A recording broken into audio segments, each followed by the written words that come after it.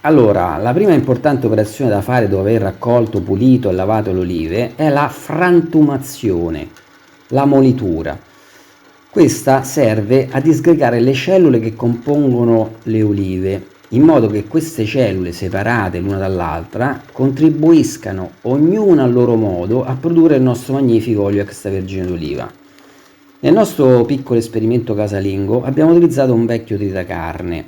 A livello professionale esistono vari tipi di frangitura, a martello, a dischi, ogni sistema ha pregi e difetti.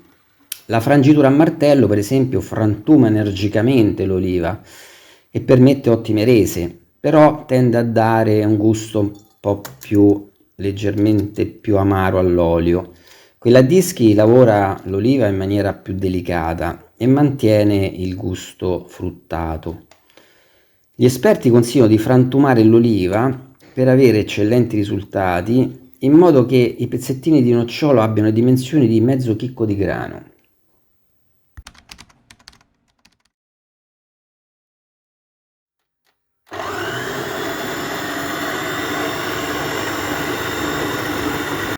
Dopo la fase della molitura, dobbiamo procedere con la gramulatura, un'operazione importantissima che estrae dalla pasta di olive l'olio e le sostanze aromatiche. La gramulatura consiste nell'impastare la pasta di olive per almeno 30 minuti, meglio se 40. Questa azione meccanica ha anche una funzione chimico-fisica. Infatti l'oliva al suo interno ha degli enzimi che hanno la funzione di disgregare la membrana cellulare e liberare l'olio. Questo in natura costituisce l'energia che permette al seme di radicare nel terreno e formare una nuova piantina. Qui subentra il fattore tempo e temperatura.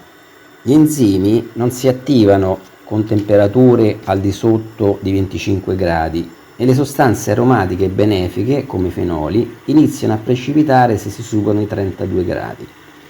Quindi bisogna gramulare in un range che va da 25 a 32 gradi. La gramulazione, come dicevo prima, deve durare dai 30 ai 40 minuti, altrimenti gli enzimi non si attivano.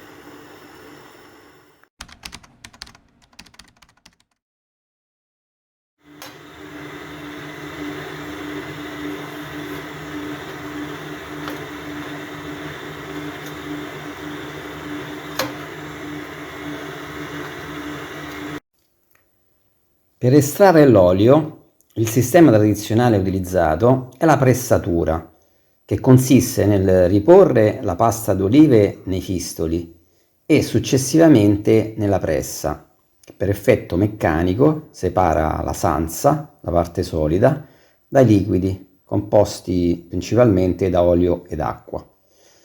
Nei frantoi professionali si usano sistemi più moderni come la centrifuga o decanter, che è un macchinario che separa olio, acqua e noccioli che hanno pesi specifici diversi attraverso appunto il processo di centrifugazione.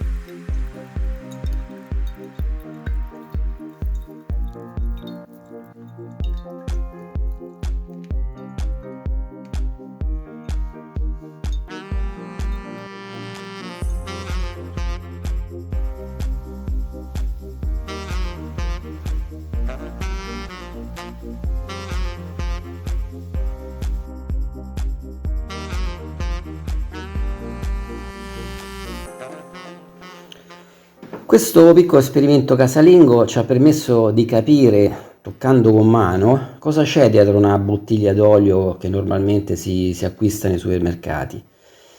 È stato divertente e l'olio che siamo riusciti ad estrarre è veramente delizioso, profumatissimo, di un colore verde intenso, molto piccante e per niente amaro. La piccantezza è dovuta ai fenoli e si attenua dopo qualche giorno dall'estrazione. Quest'olio, prodotto dalle nostre olive che non hanno subito nessun trattamento, voglio dire, non abbiamo utilizzato prodotti chimici di sintesi semplicemente perché le alte temperature di queste ultime estati non hanno permesso alla mosca di bucarle. Noi non abbiamo niente in contrario a chi utilizza prodotti per evitare che le olive vengano danneggiate da insetti, eccetera. Comunque, quest'olio è per noi un elisir salutare, un ritorno al passato, a quando le persone avevano quella creatività ed abilità che gli permetteva di prodursi il cibo in autosufficienza.